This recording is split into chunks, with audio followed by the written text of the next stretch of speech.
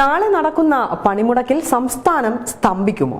എന്തൊക്കെയാണ് ഈ പണിമുടക്കിൽ ഉൾപ്പെടുന്നത് എന്ന അറിയിപ്പ് ആദ്യം തന്നെ നൽകിയിരുന്നു. രാജ്യത്തെ വിവിധ തൊഴിലാളി സംഘടനകൾ ആഹ്വാനം ചെയ്ത ദേശീയ പണിമുടക്ക് ഇന്ന് അർദ്ധരാത്രിയിലാണ് ആരംഭിക്കുന്നത്.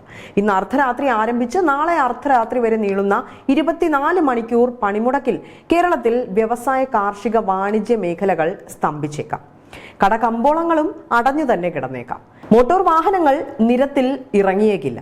കേരളത്തിലെ മുഴുവൻ വ്യവസായശാലകളിലും പണിമുടക്ക് നോട്ടീസ് നൽകിയിട്ടുണ്ടെന്നും കേന്ദ്ര ബജറ്റിലെ ജനവിരുദ്ധ നയങ്ങൾക്കെതിരെ മുഴുവൻ ജനങ്ങളും പണിമുടക്കുമായി സഹകരിക്കണമെന്നുമാണ് CITU ജനറൽ സെക്രട്ടറി അറിയിച്ചിരിക്കുന്നത്.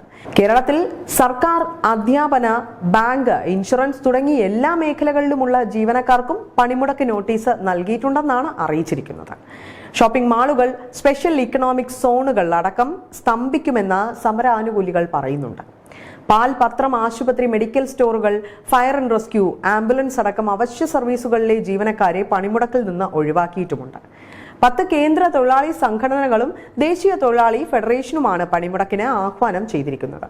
സംയുക്ത കർഷക മോർച്ചയും കർഷക തൊഴിലാളി സംഘടനകളും CPM, CPI രാഷ്ട്രീയ പാർട്ടികളും പണിമുടക്കിന് പിന്തുണയും പ്രഖ്യാപിച്ചിട്ടുണ്ട്.